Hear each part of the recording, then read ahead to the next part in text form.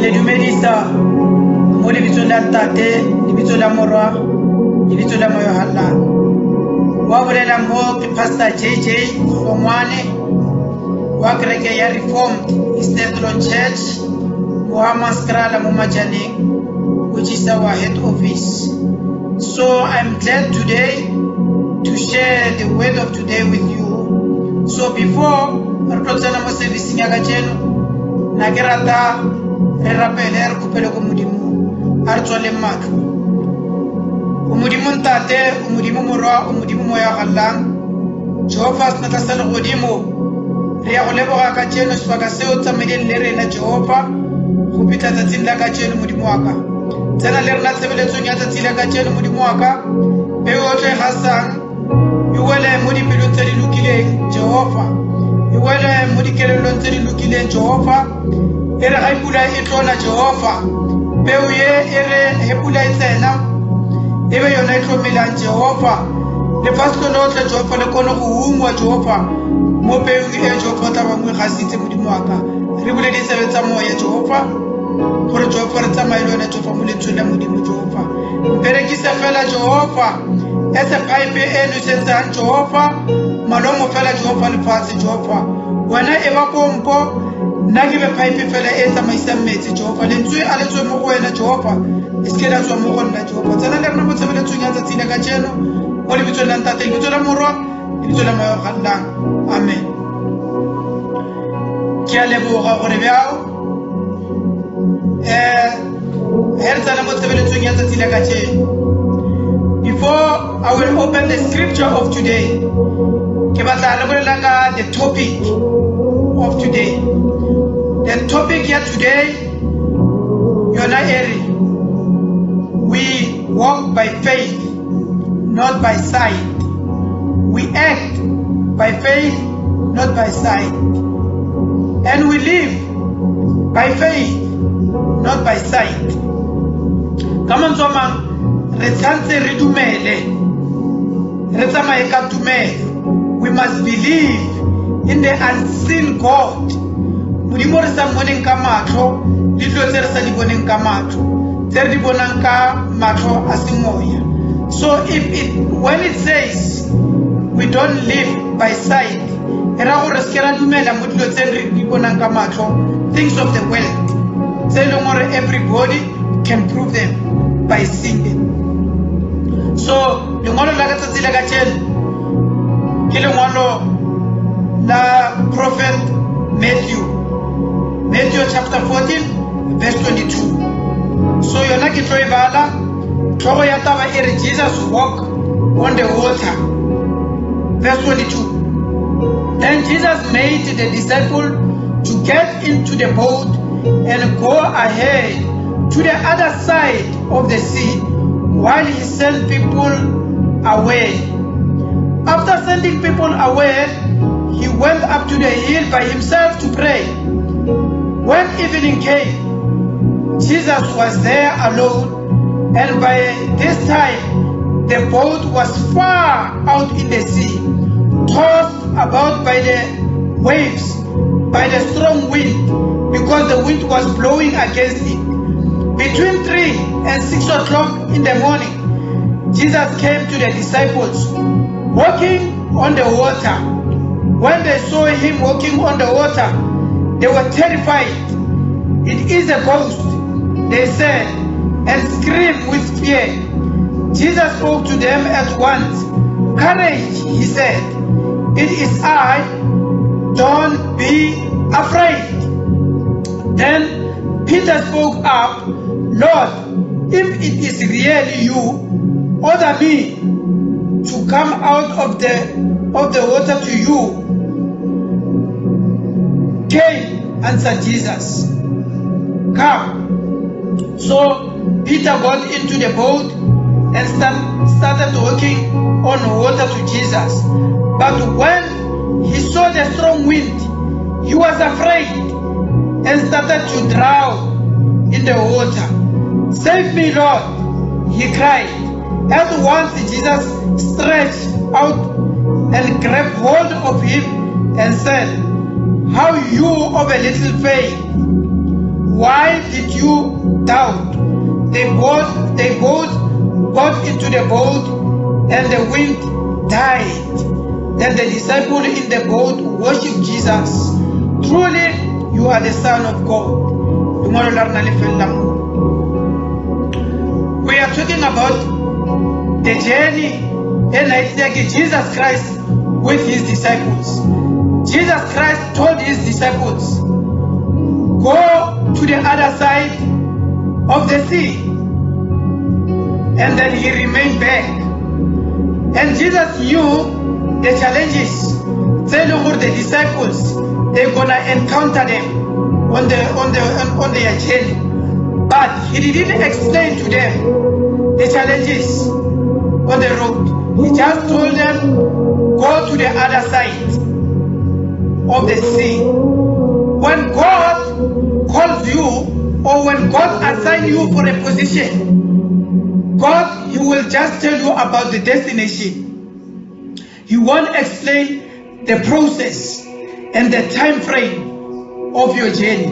He will just tell you about the destination. God will just call you to be a doctor, and he won't extend the medical courses that you have to go through to be a doctor. God will just tell you, or God will just call you to be a doctor. God will call you to be a pastor. God will call you to be an evangelist, or a prophet, or a bishop. But he won't explain the process and the time frame. He will just tell you about the destination. I'm reminded of Moses. When God called Moses, he told Moses, Moses, go to Egypt and take my children to Canaan. God knew the challenges that they will encounter on the road, because when they moved from Egypt to Canaan, there was hunger, there was thirst.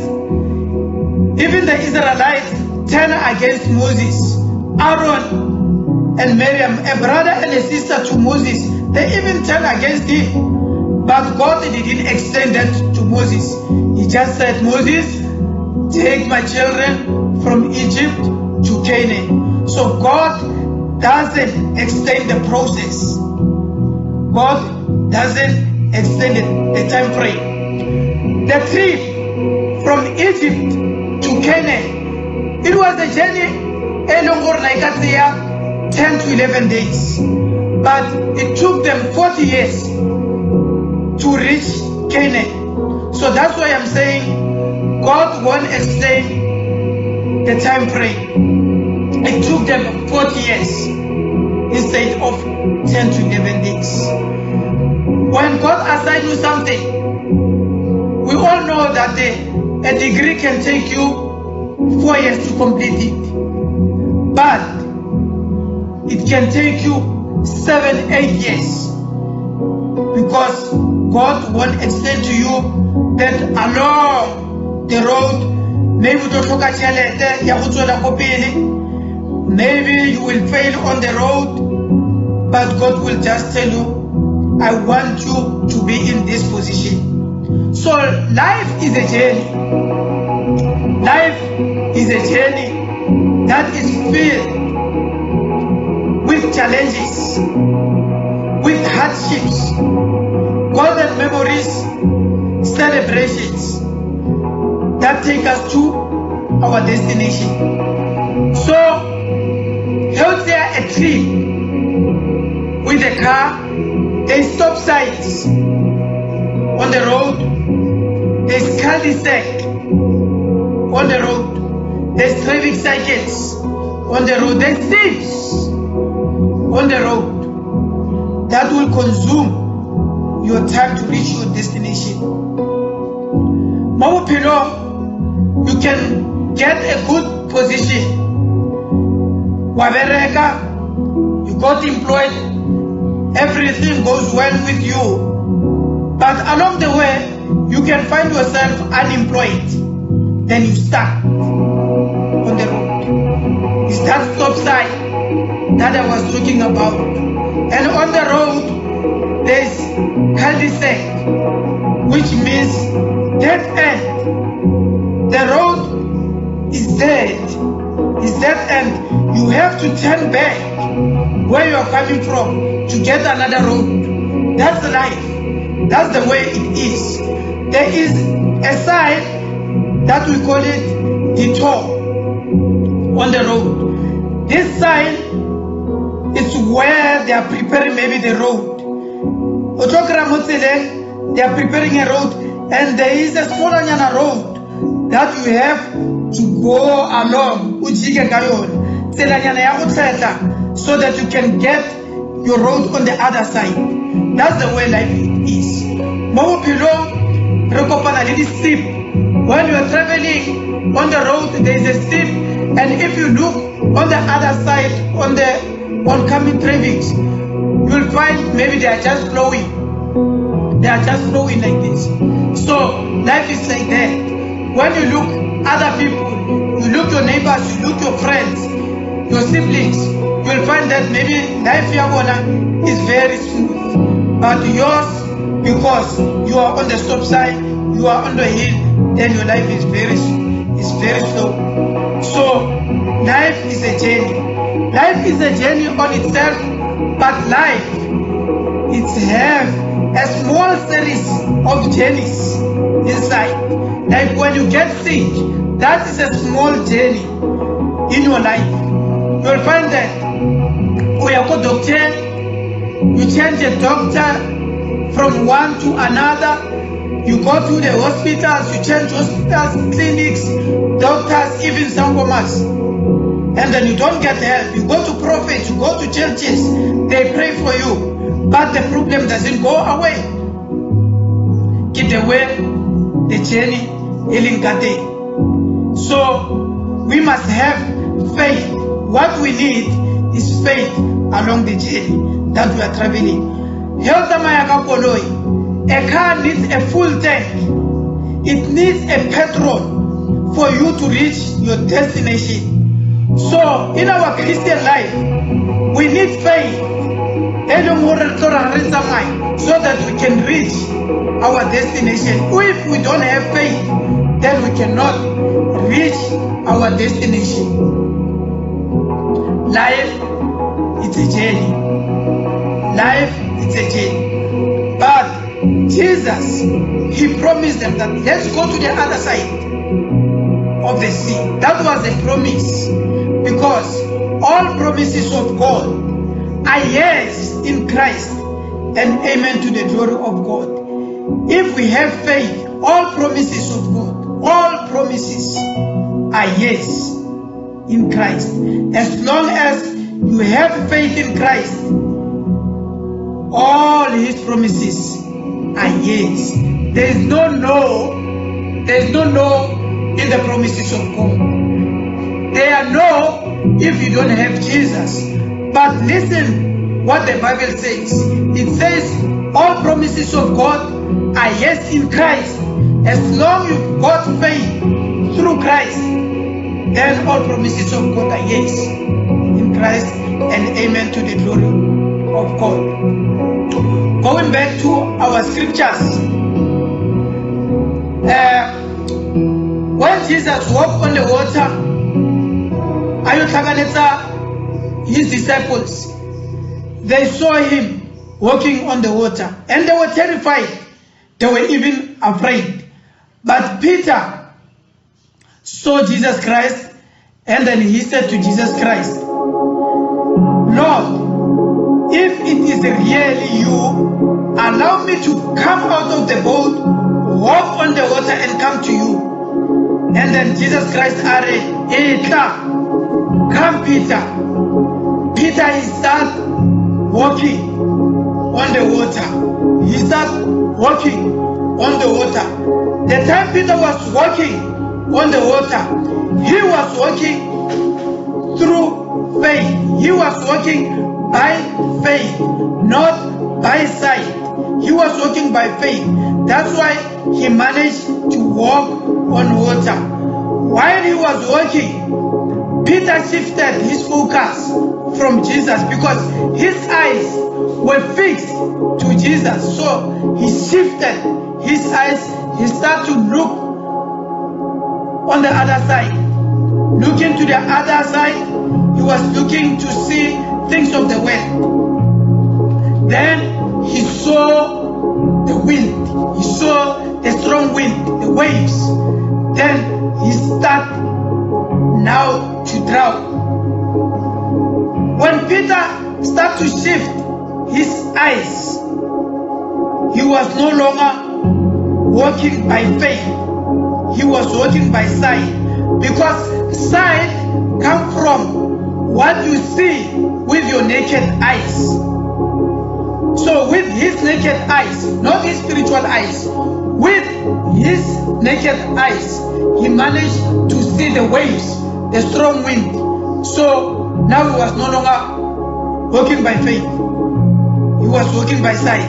But by what he sees, then he starts to drown.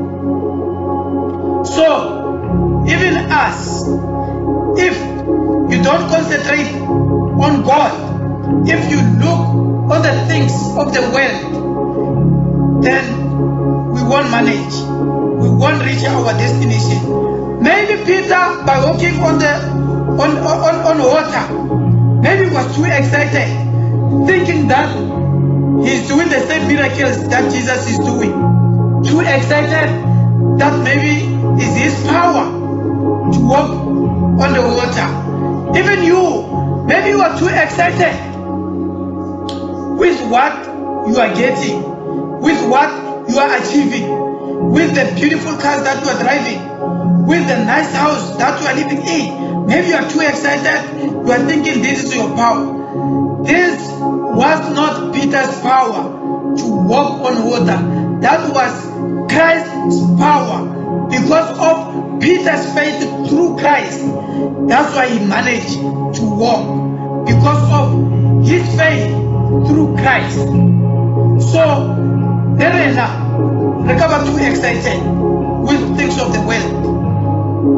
Being a manager, being a top dog at your company, being one of the maybe respected people in your community, and then you think maybe because you are wise, maybe because you are educated, maybe because you are clever, is not your strength.